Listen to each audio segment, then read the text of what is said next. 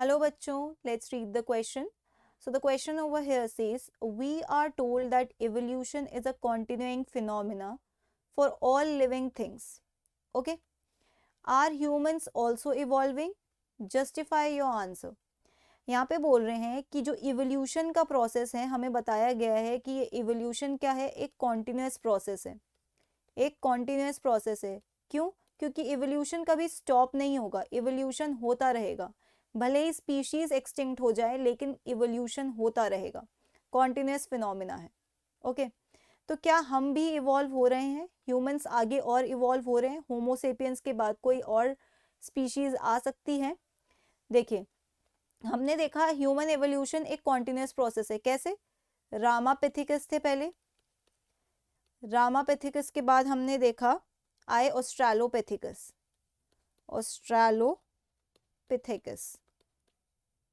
Okay, ऑस्ट्रालोपिथिकस के बाद हमने देखा Homo habilis, the first hominid, जिसके ह्यूमन लाइक कैरेक्टर्स हमें थोड़े थोड़े देखने मिले। ठीक है, होमो हैबिलिस। फिर होमो इरेक्टस, होमो इरेक्टस, और होमो इरेक्टस के बाद निएंडरथल मैन देखने को मिला, निएंडरथल। ठीक है, निएंडरथल, और निएंडरथल के बाद हमने देखा होमोसेपियंस। ठीक है, तो ये कैसा प्रोसेस लग रहा है आपको? कॉन्टिन्यूस, एक के बाद एक होते ही जा रहा है। अब क्या होमोसेपियंस पे आके ये प्रोसेस खत्म हो जाएगा? नहीं, होमोसेपियंस भी आगे इवॉल्व करेंगे, दे फर्दर इवॉल्व। पर आपको पता है एवोल्यूशन कैसा प्रोसेस है? अगर ये नेचुरली हो रहा है, ये अगर नेचुरली हो रहा है तो ये बहुत स्लो होता है, takes millions of years, takes millions of years. ठीक है, तो ये धीरे धीरे होगा। अब क्या एविडेंस है हमारे पास, या हम किस बेसिस पे कह सकते हैं कि ऐसा है?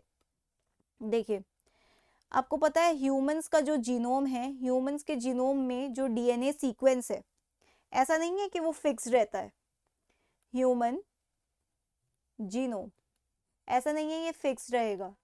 ह्यूमन जीनोम्स में छोटे छोटे चेंजेस होते रहते हैं, और उन चेंजेस को हम बोलते हैं, जो मेजर चेंजेस हैं हम उनको बोलते हैं सिंगल न्यूक्लियोटाइड पॉलीमॉर्फिज्म। ये वर्ड बहुत इंपॉर्टेंट है, मॉर्फिज्म। होता क्या है कि छोटे छोटे एक एक न्यूक्लियोटाइड में चेंज आने लगता है। ऐसा नहीं है कि आपका पूरा डीएनए सीक्वेंस एकदम बदल जाएगा या उसमें चेंज आ जाएगा बहुत बड़ा, नहीं। सिंगल न्यूक्लियोटाइड पॉलीमॉर्फिज्म होते रहते हैं, जिसको हम एसएनपीज कहते हैं। अब ये क्या होता है? ये क्रिएट करते हैं वेरिएशंस। ठीक है, और ये फायदेमंद भी हो सकते हैं, नुकसानदायक भी हो सकते हैं। तो जब नेचुरल सिलेक्शन की रिक्वायरमेंट होगी उस हिसाब से डिसाइड होगा कि ये वेरिएशन हार्मफुल है या फिर आपके लिए फायदेमंद है। अब एक एग्जाम्पल ले लेते हैं हम कोरोना वायरस का। ठीक है, होता क्या है, कुछ लोग होते हैं एसिम्टोमेटिक केस, एसिम्टोमेटिक केसेस। ये एसिम्टोमेटिक केसेस क्यों हैं? क्यों ऐसा है कि कुछ इंडिविजुअल्स में एकदम से आपको इतने सारे सिम्टम्स दिखते हैं, ठीक है, उनको फीवर आता है, नोज ब्लॉक, नेसल ब्लॉकेज, नो टेस्ट, और एक तरफ कुछ ऐसे इंडिविजुअल्स है कि जिनके में सिम्टम्स ही नहीं दिखते, नो सिम्टम्स। तो ऐसा होता है कि कुछ ऑर्गेनिज्म में कुछ ऐसे एसएनपीज प्रेजेंट होते हैं। एसएनपीज मतलब कुछ ऐसी एक न्यूक्लियोटाइड में भी, देखिए अगर एक न्यूक्लियोटाइड में भी आपका म्यूटेशन हो जाता है ना, तो पूरी चीज बदल जाती है।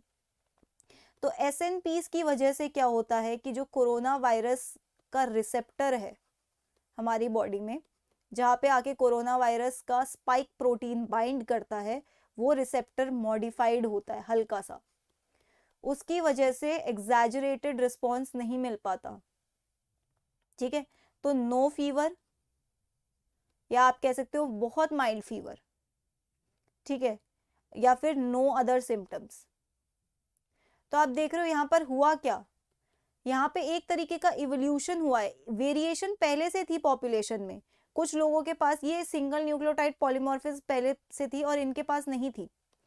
पर हुआ क्या, अभी तक नेचुरल सिलेक्शन था नहीं, पर जैसे ही कोरोना वायरस आया, वो एक क्या बन गया, नेचुरल सिलेक्शन का प्रोसेस बन गया। उसने क्या करा, इन लोगों को सिलेक्ट किया, इन लोगों को सिलेक्ट इन द सेंस इनमें खास चेंजेस देखने को नहीं मिले।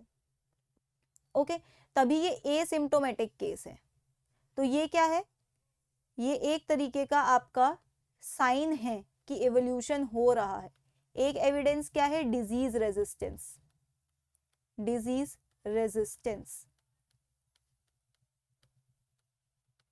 ओके, अब एक एग्जाम्पल और हो सकता है जिसके बेसिस पे आप कह सकते हो कि लोग कैसे इवॉल्व कर रहे हैं, डाइटरी टॉलरेंस, डाइटरी टॉलरेंस।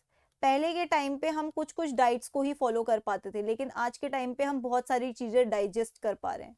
ठीक है, तो यही है डिजीज रेजिस्टेंस, मतलब आप कह सकते हो protection from disease, protection from pathogen.